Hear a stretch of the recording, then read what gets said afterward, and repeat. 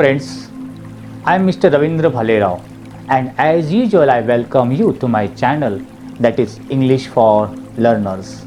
Friends, today we are in this beautiful garden of Shantiniketan.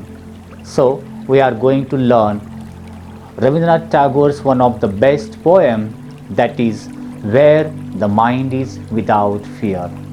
First of all, we shall discuss its summary and then we shall go in details.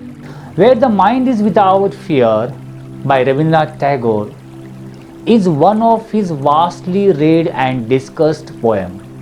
अर्थात ये जो poem है रविन्द्रनाथ टैगोर ने लिखी हुई, ये पूरी दुनिया में, पूरे इंडिया में बहुत ज़्यादा वास्टली यानी ब्रॉडली बहुत ज़्यादा मात्रा में पढ़ी गई और डिस्कस की गई ये एक पोएम है.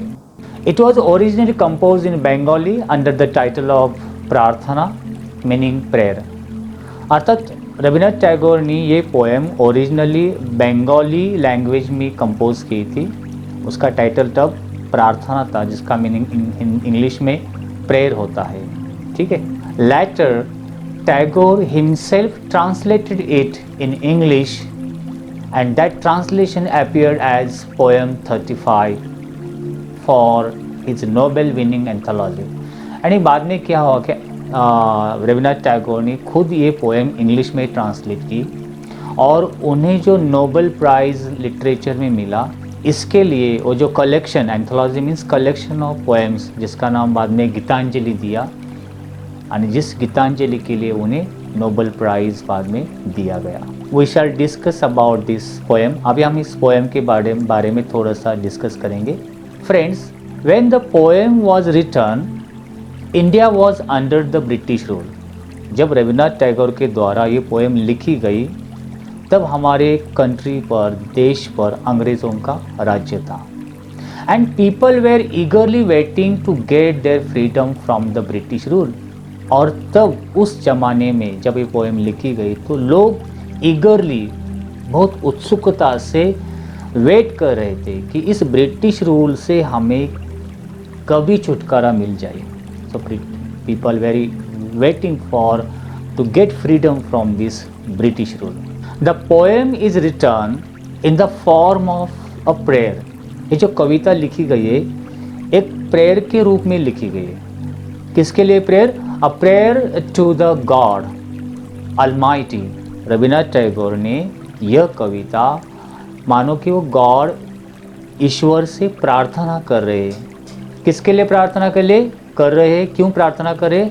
ही is praying to the God for true freedom for his country. इस कविता में वो ईश्वर से प्रार्थना करते हैं कि मेरे देश को सही मात्रा में फ्रीडम मिलना चाहिए. और वो फ्रीडम किस तरह से चाहिए? एंड दस the Tagore reveals his own concept of freedom. इस कविता में रविन्द्रनाथ टैगोर ने क्लियर किया है, बताया है कविता के माध्यम से कि हमें freedom, what type of freedom we want, we Indians want. हमें सही मात्रा में किस तरह का फ्रीडम, स्वतंत्रता चाहिए, ये उन्होंने इस पोएम के माध्यम से एक्सप्लेन किया है. Now we shall see this poem in detail, line wise explanation. Where the mind is without fear and the head is held high. Explanation. In the very first line, the poet prays to the Almighty, that is God. ये first line में कवि रविन्द्रनाथ टैगोर ईश्वर से प्रार्थना करते हैं. वे कहते हैं that his countrymen should be free from any fear of operation और फोर्स्ड कंपल्शन. हमारे देशवासी, countrymen, should be free from fear of operation. किसी भी तरह के जुल्म से या अत्याचार से वे फ्री हो, वे मुक्त हो, वो स्वतंत्र हो. और फोर्स्ड कंपल्शन या किसी मजबूरी से या अत्याचार से देशवासियों को स्वतंत्रता मिले.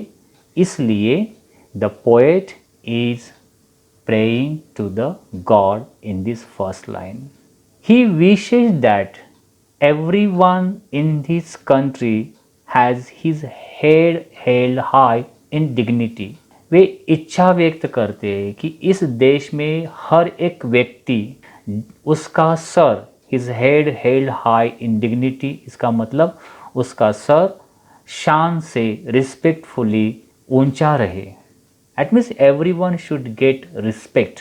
In other words, according to him, in a truly free country, every person should be fearless and should have a sense of self dignity. दूसरे शब्द में कवि ये कहना चाहते हैं कि इस देश का हर व्यक्ति fearless, विदाउट fear होना चाहिए और उसका सर सेल्फ रिस्पेक्ट से, स्वाभिमान से ऊंचा होना चाहिए. इसीलिए Rabindranath Tagore is praying to the God by this line where the mind is without fear and the head is held high. Next line, where knowledge is free. Explanation. In the second line, the poet dreams of nation where knowledge would be free. इस line में कवि इच्छा व्यक्त करते हैं. रविन्द्रनाथ टैगोर की इच्छा है, उनका स्वप्न है, ड्रीम है. Nation where knowledge would be free, ज्ञान हर एक के लिए फ्री होना चाहिए. नॉलेज का मतलब है education should not be restricted to the upper class only. ये जो शिक्षा है, जो ज्ञान है, नॉलेज है, ये सिर्फ अपर क्लास ऊंचे लोगों तक सीमित नहीं रहना चाहिए.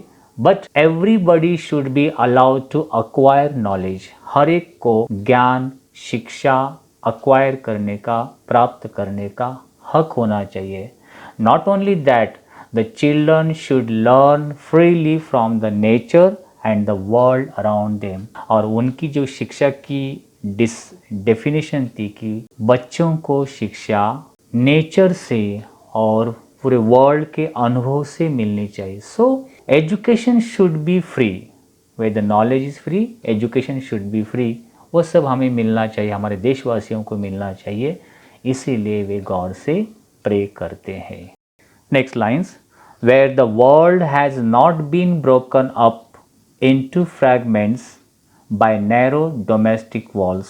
Difficult words are fragments means small pieces, टुकड़ों टुकड़ों में. नैरो डोमेस्टिक वॉल्स का मतलब होता है division on the basis of religion, caste, class, race and colours in societies and between countries of the world. Now let's see its explanation. In these lines the poet emphasise, इस line से कवि emphasise करते, जोर देते हैं, the unity of not only of his countryman but also of entire world. सिर्फ देश में ही यूनिटी नहीं होना चाहिए, बल्कि देश की यूनिटी के साथ साथ पूरे वर्ल्ड में, एंटायर वर्ल्ड में भी यूनिटी आनी चाहिए. He thinks there should be no division among people.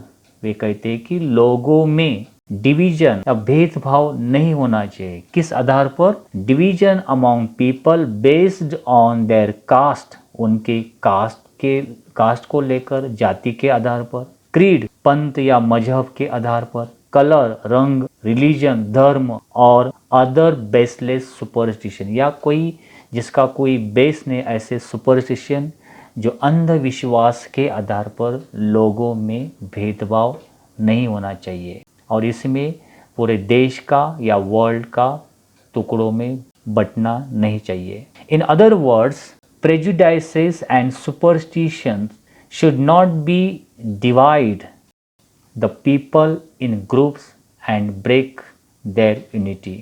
अर्थात दूसरों शब्द में वे कहते हैं कि पक्षपात, प्रेजुडाइसेस या सुपरस्टिशंस, अंधविश्वास के आधार पर लोगों में डिवाइडेशन या भेदभाव या उनके ग्रुप नहीं होने चाहिए. Next line, where words come out from the depth of truth. Explanation. Through this line, Tagore wants a nation where people are truthful. इस लाइन में रविन्द्रनाथ टैगोर की यह इच्छा है, वो ये बताना चाहते हैं कि हमारे देश में लोग ट्रूथफुल होना चाहिए, सत्य प्रिय होना चाहिए या ईमानदार होना चाहिए. They should not be superficial. उनके शब्द वो सुपरफिशियल, दिखावा करने वाले नहीं होने चाहिए, ऊपर से दिखावा करने वाले नहीं होना चाहिए, बल्कि and words should come out from the depth of their hearts. इस देश के लोग जब बोलते थे, उनके बोले हुए शब्द उनके हृदय से, मन से, सच्चे दिल से बाहर आना चाहिए। और जो ट्रूथफुल होता है, उनके बोले हुए शब्द दिल से आते हैं। So in short, Rabindranath Tagore wants that his countrymen, his people should be truthful. Next line, where tireless striving stretches its arms towards perfection. इस लाइन में डिफिकल्ट वर्ड्स हम देख सकते हैं। टायरलेस स्ट्राइविंग, इसका मतलब होता है continuous. Tireless means continuous and striving का मतलब होता है efforts and hard work. Next word difficult हम देख सकते हैं स्ट्रेचेस इट्स आर्म्स, इसका मतलब है attempts made at achieving a goal. Stretches से फैलाना होता है, but here you can take as a attempt, प्रयास करना। Explanation, in this line the poet wants everyone to work hard to reach their goal. देश का हर एक व्यक्ति ने हार्ड वर्क करना चाहिए अपने गोल, अपने ध्येय को प्राप्त करने के लिए। And in the long run to reach perfection, और आगे इतना प्रयास करना चाहिए कि वो परफेक्ट हो जाए, परिपूर्णता उनमें आ जाए। He thinks that they should not be tired by working. उनकी चाहे कि लोग काम करने से थक नहीं जाना चाहिए। People should not be lazy and ignoring their work. लोगों में लेजीनेस नहीं होना चाहिए, वे अपने काम को इग्नोर नहीं करना चाहिए। Next line, where the clear stream of reason has not lost its way into the dreary desert sand of dead habits. The difficult words phrase is dreary desert sand of dead habit means old traditional rituals, customs and superstitions that are harmful. जो पुरानी traditional परंपरा है, जो उनके rituals, रीति रिवाज होता है, कस्टम, उनकी चाली रीति। Now let's see explanation. In these lines the poet compares, यहाँ कवि कंपेयर करता है किसका? रीजन और logical thinking to a clear stream. Reason का मतलब होता है लॉजिकल थिंकिंग, उसका कंपैरिजन वो क्लियर स्ट्रीम। स्ट्रीम का मतलब ऐसे तो प्रवाह होता है, पानी का झरना, क्लियर, स्वच्छ या प्योर। तुम्हारी थिंकिंग प्योर होनी चाहिए, इसका मतलब। And in the next line he compares dead habits और superstitions believe to a dreary desert. Next line में जो डेड हैबिट किसके लिए कहा? जो सुपरस्टिशियस के लिए, जो अंधविश्वास में बिलीव करने वाले, उसका कंपैरिजन किसके साथ किया है? जो अंधविश्वासी मानो किस तरह से होते? ड्रेररी डेजर्ट, जो सूखा हुआ पूरी तरह से जो रेगिस्तान है, उसके साथ किया है। So indirectly the poet wants the stream of reason not to lose its way into the desert of prejudice. So तुम्हारे जो लॉजिक है वो ख़त्म नहीं होना चाहिए, किसमें? Into the desert of prejudice, यानी कि पक्षपाती, प्रेजुडाइस पक्षपाती या पूर्वग्रह के रेगिस्तान में तुम्हारे लॉजिक, तुम्हारी प्योर थिंकिंग नष्ट नहीं होनी चाहिए।